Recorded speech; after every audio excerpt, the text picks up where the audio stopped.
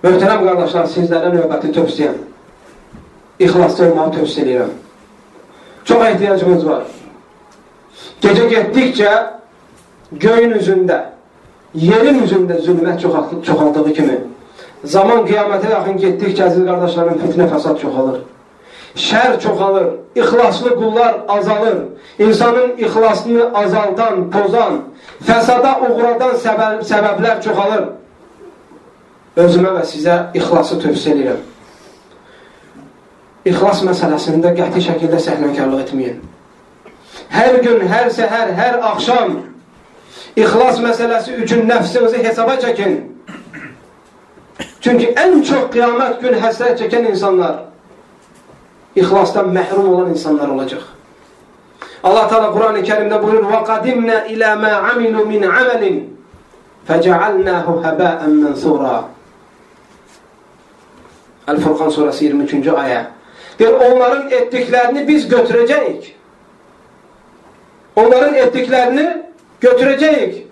Lakin onların etdiklərini biz qiymətləndirməyəcək. Onların etdiklərini biz puça çıxardacaq. Həbəən mənzura, bir günəşin şoyuğunda, günəşin ışığında tozu göyə atdığın zaman necə olursa, Allah Teala deyir ki, onların etdikləri əməlləri biz bu şəkildə edəcəyik. İxlas olmadığına görə, əməldə Allahın razılığı olmadığına görə, Ya Rabbi, mən bunu sənin rızan üçün edirəm demədiyinə görə, qəlbimdə bunu sənin rızan üçün edirəm, bu etiqadda olmadığına görə, ibrət əməlin özündə deyil. İbrət əməlin nə üçün edirsən ondadır. Peyğəmbər s.ə.v deyir ki, siz kəsdiyiniz qurbanların nə əti, nə qanı Allah'a çatmır. Allah sizdən nə qanını istəmir, nə ətini istəmir. Lakin sizin qəlbinizdəki olan təqvanız çatır Allah qatında. Budur Allah'a çatan. İxlas məsələsi, əziz qardaşlarım, bütün ibadətlərin sirridir. Sahabələrin hamısının ən çox önəm verdikləri məsələləri bu idi.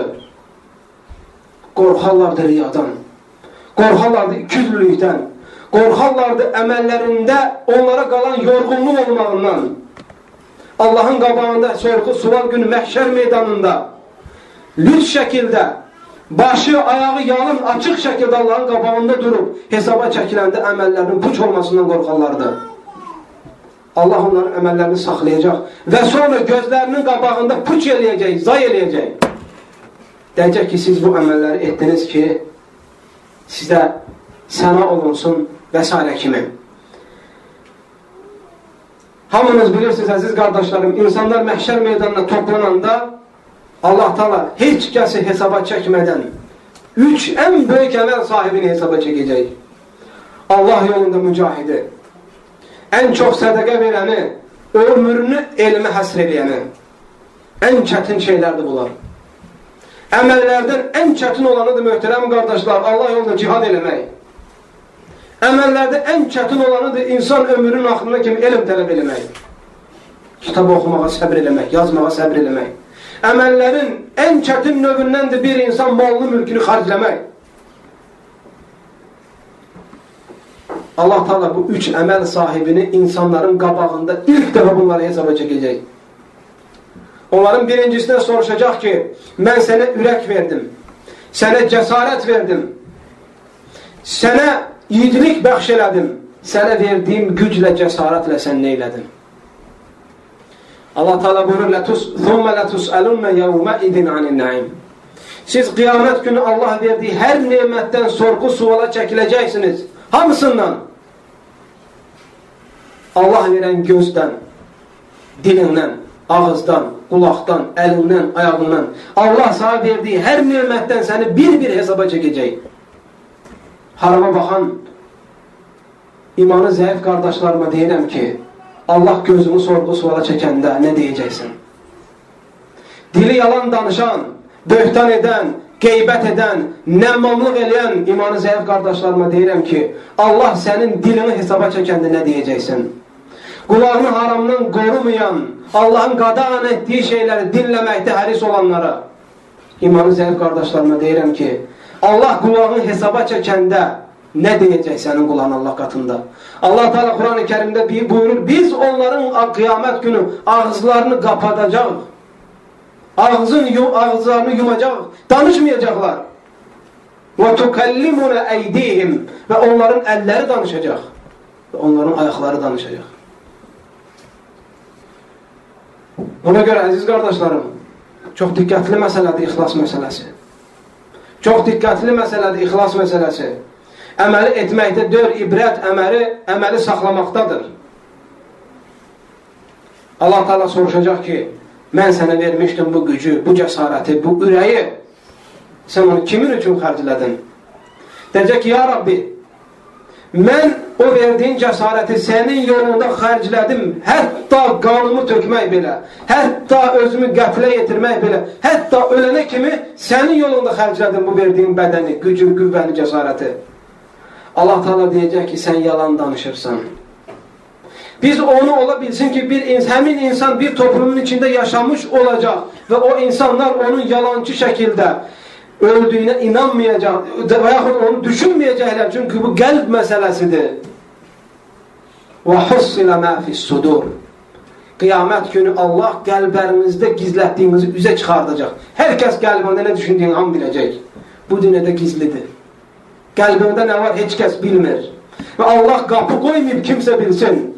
Amma sənin qəlbində olanı qiyamət günü Allah hər kəsə deyəcək. Hər kəs sənin qəlbində olan pis və yaxşı niyyətlərini biləcək. وَحُصِّلَ مَا فِي الصُّدُورِ Qəlblərdə olanları biz o gün üzə çıxardacaq. يَعْلَمُ خَائِنَةَ الْأَعْيُنِ وَمَا تُخْفِ الصُّدُورِ Xain gözlərdə olan baxışı da qəlblərin gizlətdiyində Allah Teala yaxşı bilir. Allah qatında gizli açıq yoxdur. Hər şey aşkardır. Hər şey üzdədir. Hər şey bəllidir. Məxluqların arasında var gizli açıq söhbəti. Allah Teala qəlbləri bildiyinə görə ona deyəcək ki, yalan danışırsan. Çünki o etdiyi zaman onun qəlbini bilən kim idi, əziz qardaşlarım? Allah idi. İbrət insanların içində ölmək deyil. İnsanların içində salih kimi tanınmaq deyil. İbrət bir insanın Allah üçün bir əməli xalisən Allah üçün etməsindədir. Allah Teala ona deyəcək ki, yalan danışırsan və o insan Allah əmr eləyəcək, əlləri bağlı, üzü üstə, sifəti üstə insanların önündə cəhənnəmə sürtənib atılacaq. Çünki böyük əməllə insanlar aldatdığına görə. Alimi soruşacaq ki, sənə elm verdim, sənə səbir verdim, sənə təhəmmül verdim, səni o elmlə ucaltdım. Sən o elminlə nə etdin? Deyəcək, ya Rabbi, öyrətdim, yazdım, dəvət etdim, təbliğ elədim və s. kimi bəhanələr. Allah Teala deyəcək, sən yalan danışırsan. Sən bunu etdin ki, insanlar sənə alim desinlər. İnsanlar sənə yaxşı bilən desinlər. İnsanlar sənə profesor, doktor desinlər. İnsanlar sənə imam desinlər. İnsanlar sənə səna eləsinlər. Bunun üçün çalışırdın sən. Allah əmr edəcək, üzü üstə onları cəhənnəmə atıracaq. Mal mülk xarclayanları Allah Teala gətirəcək. Deyəcək, sənə mən minlərlə, milyonlarla, milyardlarla insanın içindən seçdim. Səni mal çoxluğu ilə özəlləşdirdim, xüsusləşdirdim. Allah, mən sənə verdiyim o malla nə elədin? Deyəcək, ya Rabbi, mən o mal mülklə sədəq elədim. Deyəcək, ola bilsin körpülər tikdirib, ola bilsin xəstəxanalar tikdirib, ola bilsin məktəblər tikdirib, ola bilsin dini kitablar çap elətdirib və yaxud su çəkdirib, xeyr işlər görüb. Hamısını sərd eləyəcək, onların bir-bir deyəcək, bunu etmişəm, bunu etmişəm, bunu etmişəm. Allah Teala deyir, sən yalan danışırsan. Sən bunu etdin ki, insanlar sənə nə cömərtdir desinlər, nə əl açıqdır desinlər, nə bu ali cənabdır desinlər. Sən insanlardan bunu etdiyin zaman bunu gözləyirdin və onlar da sənə artıq onu dedilər və sən yalan danışırsan. Əmr edəcək bu insan üz üstə cəhənnəm atılacaq. Allah Teala əziz qardaşlarım buyurur ki, فَمَنْ كَانَ يَرْجُوا لِقَاءَ رَبِّهِ فَلْيَعْمَلْ عَمَلًا صَالِحًا وَلَا يُشْرِكْ بِعِبَادَةِ رَبِّهِ أَحَدًا Kim Allah'la görüşmeyi ümid edirsə, iman əhli ümid edir Allah'la görüşmeyi, əziz qardaşlarım. Hədisdə gəlmişdir, kim Allah'la görüşmeyi ümid edirsə, Allah da onunla görüşmeyi ümid edir. Kim Allah'la görüşmeye can atırsa, Allah onunla görüşmeyi istəyir. Allah da deyir, فَمَنْ كَانَ يَرْجُ لِقَاءَ رَبِّهِ Üzü qara olan insan, günahkar olan insan, Allah'ın emirlerini tapdalayan insanlar, Allah'ın qadağanlarının içinde boğulan insanlar Allah'la görüşmeye ümid eder mi kardeşler? Ümid etmez. Allah'la görüşmekten kaçınar. Ölmek istemez, hesap çekmeyi istemez. Vesaire kimi? Allah Teala buyurur ki فَمَنْ كَانَ يَرْجُوا لِقَاءَ رَبِّهِ فَلْيَعْمَلْ عَمَلًا صَالِحًا Kim Rabbi ile Allah'la görüşmeyi rica edirse, bu dille demesin bunu, istəyirəm. Bunu salih əməlləriyle göstersin. O insanlar salih əməllər etsinler. Salih əməllər, riya olmayan əməllərə ve Peygamberin sünnəsinə uygun olan əməllərə deyilir möhtərəm kardeşler. وَلَا يُشْرِكْ بِعِبَادَةِ رَبِّهِ أَحَدًا Allah'a ibadette hiçbir şey şərik koşmasın. Allah Teala başka bir ayette buyurur ki اَلَّذِي خَلَقَ الْمَوْتَ وَالْحَيَاةَ لِيَبْلُوَكُمْ اَيُّكُمْ اَحْسَنُ عَمَلًا O Allah ki ölümü ve hayatı yarattı, ölümü ve hayatı yarattı, bunu etti ki sizleri imtihana çeksin ki hansınız güzel emel sahibisiniz. Güzel emel, Fudayl İbni İyad Rahmanullah dedi ki güzel emel yani ihlasla olan ve Peygamber sallallahu aleyhi ve sellem'in sünnesiyle olan emellerdir. Ali radıyallahu anh diyor ki ihlası olmayan insanların alametleri var. 4 alameti var. Hansı insanda riya var, hansı insan ihlas nimetinden mehrumdur, o insanda alametler var 4 tane. Bu aziz kardeşlerim bizlere fayda verir. 2 taraftan. Birinci taraftan eğer bu bizde yoktursa, bu alametlerden salamatıksa elhamdülillahi rabbil alemin. Eğer bu alametlerden salamatıksa çok güzel haris olmalıyız ki bu alametler bizde olmasın. Eğer alametler varsa fürsətdir ki o alametlerden canımızı qurtaraq. O alametlerden tövbe eləyək, o alametleri terk eləyək. Hatta biz bu bədbəxtçiliyə düşər olmayaq. Deyir ki İhlası az olan insanların en birinci alameti tek olduqda ibadette səhlənkarlıq eləyir. Tek olduğu zaman, otaqda baş-başa qaldığı zaman ibadette səhlənkarlıq eləyir. Bəzi kardeşlere mən daima deyiləm, oradaki cemaat namaz qılınmır. Məscid yoxdur orada ve mecburen sen yaşadığın otaqda namazı qılmaq zorundasan. O zaman senin üzerinde en önemli namaz meselesinde olan odur ki namazı vaxtından geciktirməklə. Cemaat namazı yoktur diye başka şeylerle meşgul olmaqlə. Peygamber sallallahu aleyhi ve sellem hadislerini batil mənaları yozmaqlə, batil təfsirlər verməklə. Bunu dediğim zaman kardeşlerin biri dedi ki ben işa namazını uzatıram. Bu barədə bu şey bəyənilir, yoksa bəyənilmir. Dedim ki bəli, Peygamber sallallahu aleyhi ve sellem bir gün evine qonaqlar gelir, onlarla dini söhbət edir, dini söhbət edir, onları Peygamber sallallahu aleyhi ve sellem dəvət edir. Bu arada sahabeler Peygamber sallallahu aleyhi ve sellemi gözləyirdi məsciddə. Gece yarıya kimi vaxt uzanır möhtərəm qardaşlar. Sahabeler de oturup gözlüyor. Sonra Peygamber sallallahu aleyhi ve sellem gelir deyir ki İşa namazının, yastı namazının en xeyirli vaxtı budur. Sizlere çetin olmasından korkmasaydım bu vaxtı qılmağı tövsiye edərdim. Dedim ki bəli, mümkündürsə, namaz qılanlara mani olmursa, yaxşıdır ki müsəlman bu zaman gecikdirə işa namazını qılmağı. Ama televizyonun qabağında değil. Ama internetin qabağında değil. Ama bircalarda, yollarda değil. Ama barlarda, kafelerde değil. Deyir, bəli, mən onlarla keçirirdim vaxtımı. Ona göre aziz kardeşlerim, hədisi düzgün başa düşmək, düzgün yorumlamaq lazımdır. İbadette tek olanda insan Allah'la baş-başa qaldıqda ibadette ikiyüzlü insanlar və yaxud da ixlası zəif olan insanlar səhlənkarlıq eləyir. İkinci əlaməti insanlarla olanda ibadette mərdləşir. İbadəti çoxaldır. Baxırsan Quran da oxuyur, namaz da qılır, dua da eləyir, səcdə da eləyir və s. kimi cemaatin içində olanda bu şey baş verir. Üçüncü əlamət, eğer sen bu insana səna eləyəndə əməli çoxaldır. Səna eləyəndə əməli çoxalır. Sən bunu desən ki, bu adam eşitsə ki, deyirsən, maşallah, maşallah. Bu adam nə qəşəng səcdə eləyir.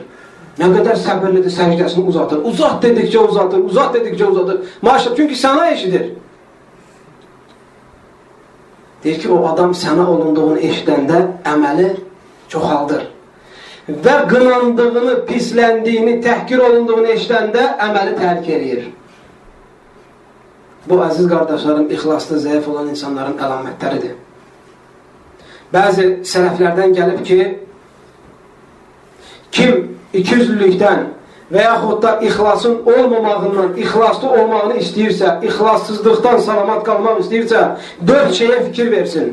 Kim bu 4 şeyə riayət etsə, o insan, əziz qardaşlarım, riyadan uzaq olacaq və ixlas nemətində muvaffaq olacaq. Birincisi, əməldən qabaq elmli olmaq. Əgər bir insan etdiyi hər bir əməldən qabaq, o etdiyi əmələ kitab və sünnədən dəlil axtararsa, mənası odur ki, həmin insanla bunu vadar edən onun ixlasıdır. İkinci, əziz qardaşlarım, əmələ başlamamazdan qabaq sağlam niyyət. Əmələ başlamamazdan qabaq sağlam niyyət. Nə əməl olursa olsun, heç bir əməli küçümsəmə. Peyğəmbər s.ə.v deyir ki, təbəssümükə livəcəhi əxikə sadaqa. Bir qardaşın üzünə təbəssüm etmək sədəqədir. Nə zaman sədəqə olur? Əgər sən təbəssümdə Peyğəmbərin dediyini qəsd eləsən, təbəssümdən qabaq sən bunu qəsd eləsən ki, mən ona görə təbəssüm edirəm ki, Peyğəmbər sədəqə olduğunu deyib, bəli, sən əməlini ixlasla edirsən və mükafat olaraq sədəqə qazanırsan. Peyğəmbər sallallahu aleyhi və səlləm deyir ki, sizdən biriniz zövcəsinin ağzına qoyduğu loxma da sadaqadır. Zövcənə, arvadına, uşağına, insan ailəsinə yemək alır. Onların yediyi hər tikə sənin üçün sədaqədir. Sən bunu aldığın zaman Peyğəmbər bunu deyib eləyirəm desən, onda olur sədaqə, el adəti üzrə deyil. Bir gün Peyğəmbər sallallahu aleyhi və səlləm deyir ki, sizdən biriniz zövcəsi ilə ünsiyyətdə əlaqədə olarsa savab qazanır. Deyirlər ki, ya Rasulullah, hətta bunda mı belə? Deyir, əgər insan onun əksini etsə, zina etsə, günah qazanır mı? Deyirlər, bəli. Deyir, halal edəndə isə savab qazanır. Bu nə ilə olur, qardaşlar? Bu əməldən qabaq olan ixlasla ən zəkalı insanlar, ən dərrakəli insanlar hətta mübah şeyləri ibadətə çevirə bilər. Və adicə yatırıq. Gündəlik etdiyimiz əməllərdir, yemək yeyirik, içmək içirik. Sən yatanda niyyət etsən ki, ya Rabbi, mən ona görə yatıram ki, sənə ibadətdə möhkəm olum, ibadətdə səhlənkar olmayayım. Ya Rabbi, ona görə yatıram ki, ixlasla ibadət edeyim. Ona görə yeyirəm ki, ya Rabbi, ibadətə taqətim olsun. Bütün günün ibadət sayılır, bütün günün ibadət sayılır. Əziz qardaşlarım, niyyət çox önəmlidir. Ona görə hər bir əməli etməzdən qabaq sağlam niyyət etkinə və bunun əziz qardaşlarım, sünnə ilə bağlayıram. Bu, dində var deyə etkinəm bunu. Doğru şeylərdə olur, doğru niyyət. Bir insan sigaret çəkəndə yaxşı niyyət edə bilərmi? Hə? Bir insan əxlaqsız kinora baxanda yaxşı niyyət edə bilərmi? Bir kişi naməhrəmlərlə danışdığı zaman yaxşı niyyət edirəm deyə bilərmi? Yaxşı əməllərdə yaxşı niyyət olur, əziz qardaşlarım. Pis əməllərdə niyyət lazımdır, pis əməlləri tərk eləmək lazımdır. Üçüncü, əziz qardaşlarım, ixlasa yardım edən əməllərin üçüncüsü, səbr etməlisən əməlin ortasında. Bəzi insanlar var, əmələ ixlasla başlayır və ortasında yavaşlama baş verir. Ortasında zəifləyir. Misal üçün, insan görürsən, həccə gedir. Buradan getdiyi zaman çox ixlasla gedir, imanla gedir, çox ruh yüksəkliyi olur. Gedəndə isti baş verir. Sıxıntı baş verir, itki baş verir, xəstəlik baş verir və yaxud da müəyyən orada ona xoşuna gəlməyən amillər ortaya çıxır. Bəzən həsrət edir ki, mənim nəyimə lazım idi bura gəlmək. Deyir, mənim nəyimə lazım idi ki, bura gəldim, bu oldu, bura gəldim, o oldu, mən buranı belə düşünmürdüm. Bu insan bədbəxt olur, qardaşlar. Və bəzən bir insan görürsən, evindən çıxıb məscidə gedir, deyir, mən məscidə gedib namaz qılacam maşınla və yolda birdən nə olur? Adicə ola bilsin ki, təkəri partlayır. Maşın xarab olur. birdən qəlbinə həsrət gələrkən, dururdun da evində qılardın da namaz, sakin iddən mecdə getkin. Əməli batil eləyirsən. Ona görə əməlin ortasında ixlası qoru günən, səbirli ol günən, əməlin axırına kimi səbirli ol, başladınsa sonuna kimi səbirlə get və əməli qutardıqdan sonra o əməli ixlasla bitir günən. Əvvəlində elm, başlanğıcın əməldən qabaq elm, əməlin başlanğıcında niyyət, əməlin ortasında səbir, sonunda da ixlas. Şeytan bir əməli batil eləmək üçün, şeytan bir əməli puç eləmək üçün uzun müddət insanın arxasında düşür. Uzun müddət insanın arxası ilə gəzir. Hətta ola bilsin 50 il belə. Bu sirdir, qardaşlar. Düşmənini tanıyan insan daim ona ehtiyatlı olur. Ola bilsin ki, sən bir insana sədəqə vermişsən bugün, bir qardaşa tutaq ki, sən 50 tutmuşsan, bir qardaş sevindirmişsən, bir adama sədəqə vermişsən, zəkat vermişsən, ola bilsin ki, 50 ildən sonra başına qalxasan.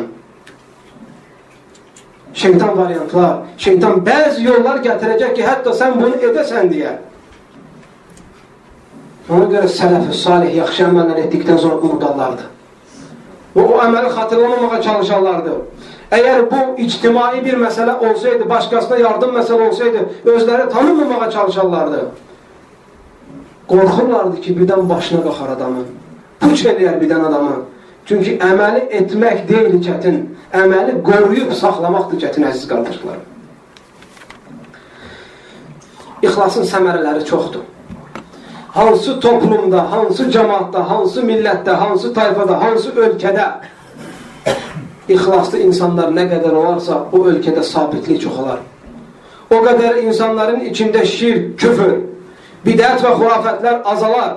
Çünki şirkin, küfürün, xurafətlərin, bidətlərin, bütün asiliklərin ortaya çıxmasının səbəbi insanlarda olan ixlasın azlığındandır. İxlasın azlığından da olmamağındandır, möhtərəm qardaşlar.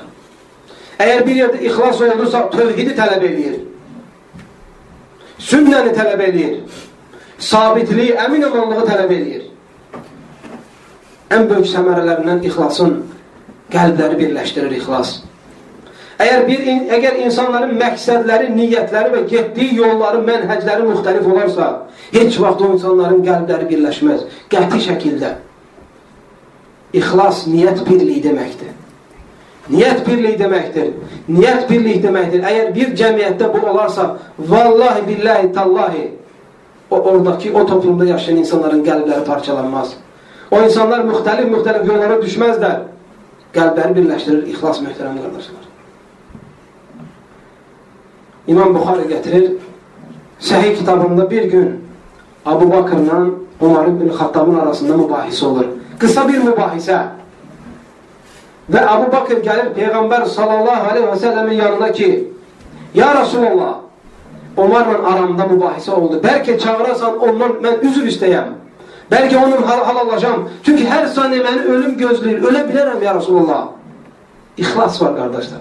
Qəlbinə kin salmaq istəmir. Allah rızası üçün edir hər bir şeyi. Peyğəmbər sallallahu aleyhi və səlləm deyir ki, səninlə mübahisəm elədi Umar. Umar ibn Xattabı çağırtırır Peyğəmbər sallallahu aleyhi və səlləm. Ey Xattabın oğlu, sən kimsən ki mənə ən yaxın olan insanı incidirsən? Umar ibn Xattab deyir ki, ya Rasulullah, mən tövbə edirəm, mən qayıdıram ya Rasulullah, bir daha bu şey məndən olmayacaq. Əgər bu insanlarda ixtilaf, əgər qəlblərində ixlas olmasaydı, bu böyüyərdi möhtərəm qardaşlar. İxtilaf davam edərdi, qəlbləri parçalanardı. Sahabələr fikir olaraq ixtilaf edirlərdi, amma onlar bədən olaraq parçalanmırlardı. İxlas var idi ortada. Təqva var idi ortada. Ümid var idi ortada. Allah sevgisi var idi ortada. Peyğəmbərin sevgisi var idi ortalarında.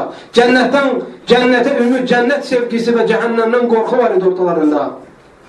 Bir gün sahabələrdən biri Bilal radiyallahu anh'a acı bir söz deyir. Deyir ki, sən qarasan, təhkir eləyir. Qarasan, sadəcə rənginə. Bilal radiyallahu anh qırılır. Bilal radiyallahu anh qırılır. Amma bunu deyən sahabə də peşman olur. Çünki qəlbdə ixlas olanda sən batilin üstündə davamlı gedə bilmirsən. İxlas sənə mane olur. Xətadan tez dönürsən. Sahabə qayıdır ki, Allah and olsun. Deyir, mən elə bir nəfsimə elə bir yolla tərbiyə verəcəm ki, ölənə kimi bu mənə dərs olacaq. Gəlir, məscidə girir, cəmaat namazına qoşur, cəmaat namazını qılır. Və namazdan sonra gəlir məscidin qabağına, qapısının ağzına uzanır, millətin qabağında. Deyir ki, ey Bilal, sən o qara ayağını mənim sifətimə basmasan, üzümə qoymasan, vallahi ölünə kimi başımı qaldırmayacam. Bu sahabə gedə bilərdi Bilalın yanına, deyə bilərdi ki, səni incitdim, mənə halallıq ver, məsələ qutarsın. Amma qəlbdəki ixlas insanı başqa cür titrədir, qardaşlar. Qəlbdə olan ixlas insanı başqa cür yola yönəltir. Bilal basmaq istəmir, deyir ki, yox, mən bunu edə bilməzəm. Peyğəmbər s.ə.v deyir ki, etkinlə, çünki andır ki. Bu daha xəfifdir. İxlas, əziz qardaşlarım, insanı çox asiliklərdən qoruyur. Çox günahlardan, çox əziz qardaşlarım, fitnə fəsaddan insanı qoruyur. Ona görə çalışın. Özümə və sizlərə tövsiyəm odur ki, hər sözü deməzdən qabaq, hər əməl etməzdən qabaq, çalışın Allahın kitabına və Peyğəmbərin sünnəsinə uyğun olsun və həmin əməldə ixlas olsun. Həmin sözdə ixlas olsun. Əziz qardaşlarım, ixlasa yardım edən əməllər var. Onlardan birincisi, dünyanın nə qədər Allah qatında dəyərsiz olduğunu bilməsi insanın. Əsr ixlası itirən adamlar dünyatı əzəmətləndirən, əzəmətli görən insanlardır. Əsr ixlas nemətindən məhrum qalan insanlar dünyanı Allah qoyan qədirdən yüksəkə qoyan insanlardır. Allah verən qədirdən, qiymətdən üstün bir qədir qiymət verən insanlardır, ixlas itirən insanlar. Əziz qardaşlarım, dünyanı tanımaq, Allah qatında dünyanın nə qədər qiymətli və yaxud da nə qədər Allah qatında dünyanın mənzili olmasını bilmək insanın ixlaslı olmağına səbəb olur. Allah Teala Quran-ı Kərimdə buyurur ki, فَمَنْ زُحْزِهَ عَنِ النَّارِ وَأُدْخِلَ الْجَنَّةَ فَقَدْ فَازَ وَمَا الْحَيَاةُ الدُّنْيَا إِلَّا مَتَاعُ الْغُرُورِ. Kim cəhənnəmdən uzaqlaşdırılıb cənnətə daxil edilərsə o insan nicat tapar. وَمَا الْحَيَاةُ الدُّنْيَا إِلَّا مَتَاعُ الْغُرُورِ. Dünya bərbəzəkdən aldadıcı, fani şeydən başqa bir şey deyil. Nə qədər istəyirsən dünyanı sev, o qədər Allah sevgisi qəlbində azalacaq. İki sevgi bir qəlbdə toplanmır, əziz qardaşlarım. Sələflər dünyanı tərk eləməzlərdi, tamamilə dünya yoxdur deyib belə söz deməzdilər. Lakin dünyaya ibadət etməzdilər. Lakin qəlblərini dünya ilə doldurmazdılar. Hətta o səviyyədə ki, Allahın Peyğəmbəri orada yer qalmasın. Ən çox, əziz qardaşlarım, ixlasa yardım edən səbəblərdən arzuların qısaldılması. İnsan əgər arzuları uzun olarsa, o insanda ixlas az olar. Bir insanda arzular uzun olarsa, məsələ, nəvəmə toy eləyəcəm, ona ev tikəcəm, sonra nəticəm gəlir, ona bunu alacam. Arzular. Ölümü unudursan, Allahın qabağında hesab gününü unudursan, bir insan əgər buna düçar olarsa, o insan ixlası unudar. Həmçinin qardaşlar, ixlasa yardım edən səbəblərdən ölümü və ölümdən sonra baş verən hadisələri insan xatırlaması. Əbu Dərdə radiyallahu anhudan gəlir, həmçinin Əbu Zərdən deyirlər ki, 3 şey var ki, biz onu xatırladıqda təəccübdən gülürük. 3 şey var ki, biz onu xatırladıqda təəccübdən ağlayırıq. Deyir, bizi güldürən 3 şey odur ki, bir insan dünya elə sarılır ki, halbuki ölüm onu axtarır. Ölüm onu axtardığı halda dünya möhkəm sarılan insanların halına güləsim gəlir, deyir. Və ondan qəflətdə, ondan qafil olmayan bir şey olduğu halda özü qəflətdə olanın halına deyir, güləsim gəlir.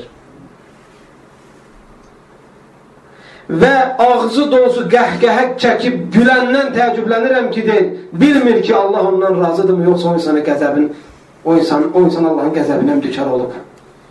Deyir, amma 3 hal var ki, onun təəccübündən ağlayıram. Birincisi, sevdiyim deyir, insanların ayrılmasına, Peyğəmbər s.ə.v-in ayrılmasına, Əbu Bakrın ayrılmasına, vəfatına.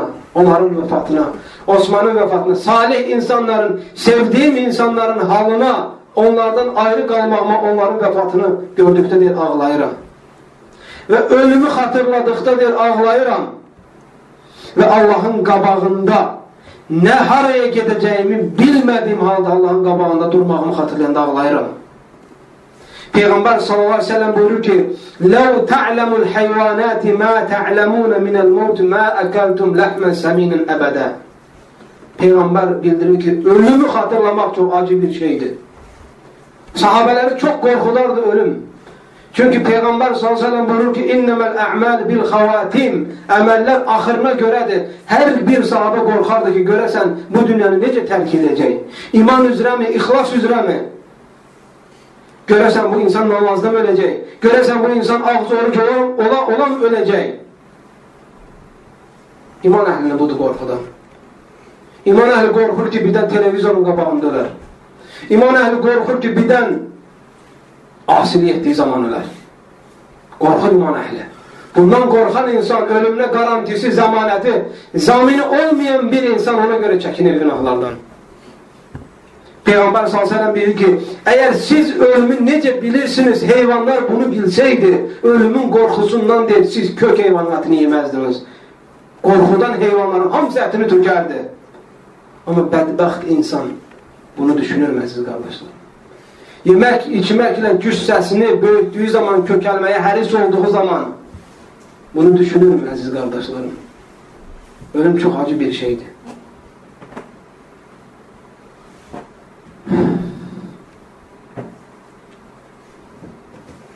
Əbu Hamid-i Ləffəf rahiməhullah deyir ki, kim ölümü xatırlayarsa, Allah o insana 3 dənə şey bəxş eləyər. Kim ölümü çox xatırlayarsa, Allah o insana 3 dənə şey bəxş eləyər. Birincisi, həmin insan tövbəni tezləşdirər. Həmin insan tövbəni tezləşdirər, sabaha qoymaz. Səhərin günahını axşama qoymaz, axşamın günahını səhərə qoymaz. Tövbəni cüməyə salmaz, tövbəni Ramazana salmaz, tövbəni həccə salmaz. Gecikdirməz, qorxar ki, birdən tövbə etməmiş Allah onun canını alar.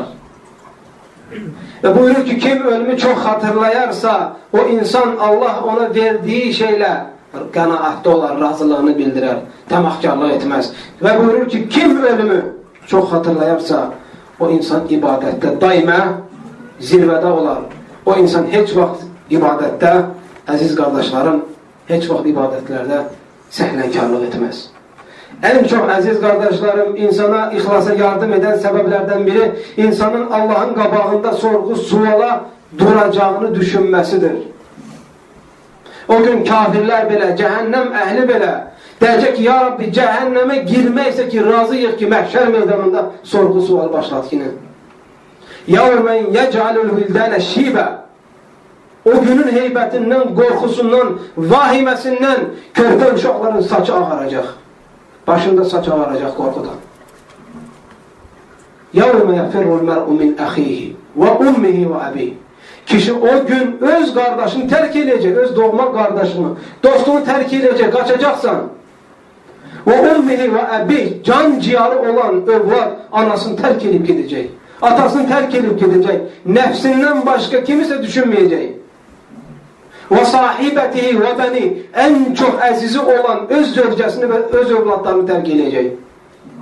Ahirətlə dünya məsələsi müqayisə olunmur, qardaşlar. Bu dünyada ola bilər ki, ana da, ata da övladına atılan güllənin qabağına köçüb özünü fəda versin. Bu mümkündür. Ola bilsin ki, bir müsibət övladının başına gəlməsin deyə özünü atalı təhlükəyə, ana da, ata da bu mümkündür. Amma ahirətdəki durum fərqlidir. Allah buyurur ki, وَأُمِّهِ وَأَبِيهِ. O gün kişi öz anasını tərk edəcək, öz atasını da. Və bunun müqabilində analar, atalar öz övladının başını bıraxacaqlar. لِكُلِّ مْرِئٍ. Nəyə görə əziz qardaşlarım? Niyə bıraxacaq? Nəyə görə dost-dostu tərk edəcək? Nəyə görə qardaş-qardaşı tərk edəcək? Nəyə görə ana, valideyni o övlad tərk edəcək? Nəyə görə valideyni öz övladından qaçacaq? Allah cavab verir. لِكُلِّ مْرِئٍ مِّنْهُمْ يَوْمَئِذٍ شَأْنٌ يُغْنِهِ.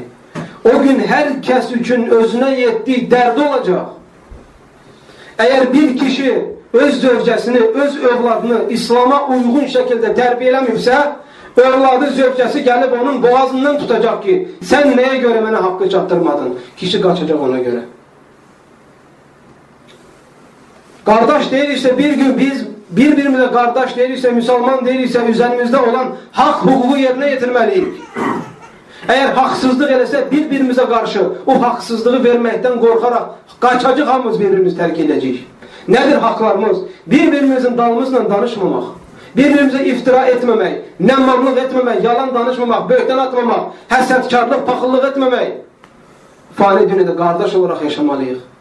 Asi qardaşlarına qarşı susma ginən, şəxsi mənfəətin pozular deyə günahkar insanın günahına göz yumma ginən. Hikmətlə, səbirlə insanları dəvət eləyinə. Həqiqi qardaşlıq budur. Əgər bu şeylər haqq hüquq tərk olunarsa, sən onun müqabilində hesaba çəkilməkdən qorxaraq qaçacaqsan. Peyğəmbər s.ə.v deyir ki, Allah Teala insanları qəbirlərdən çıxardacaq paltarsız, ayağı yalın, əynində bir paltar belə olmayacaq, bir paltar. Lüt şəkildə. Ayşə radiyallahu anh ki, ya Resulullah, kişi qadına, qadın kişiyə baxmayacaq mı? Deyir ki, ey Ayşə, kimin kimlik hal olacaq o gün? Kimin kimlik hal olacaq?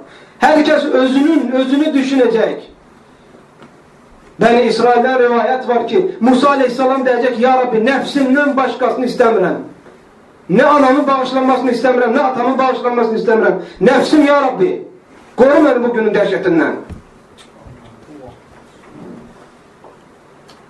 Adəm aleyhissalam rədd edəcək şəfaəti. Deyəcək ki, mən onun əhli deyiləm. Öz nəfsim. Musa aleyhissalam, İbrahim aleyhissalam, İsa aleyhissalam, Peyğəmbər sallallahu aleyhi ve sellem fədakarlıq edəcək. Peyğəmbərlərin, əziz qardaşlarım, qorxduğu bir gündən sən əmin ola bilərsən, bilməzsən. Bu günü düşünmək sənin ixlaslı olmağına səbəb olur. Bu gün üçün hazırlaşmağa sənin kömək olur. Allah Teala'dan diləyirəm ki, bugün üçün hazır olanlardan etsin bizləri. Sözlərimizdə və əməllərimizdə ixlas nəsib eləsin. Allah Teala'dan diləyirəm ki, əziz qardaşlarım, ixlasla oruç tutanlardan, ixlasla namaz qılanlardan, ixlasla Allahın əmrlərini yerinə yetirənlərdən etsin bizləri. Allah Teala'dan diləyirəm ki, tutduğumuz oruçları qəbul eləsin və qiyamət günü Allahın vəd etdiyi nemətlərə nail olanlardan etsin. Allah Teala'nın gözəl adlarıyla və uca sifətləri ilə diləyirəm ki, Peyğəmbər sallallahu aleyhi və səlləmin sahib olduğu Kövsər bulağından doya içməyə nəsib eləsin. Və sallallahu və səlləm və bərik alə nəbinə Muhammed və alə alihi və sahbihi əcməin. İxlasla.com saytı tərəfindən təqdim olundu.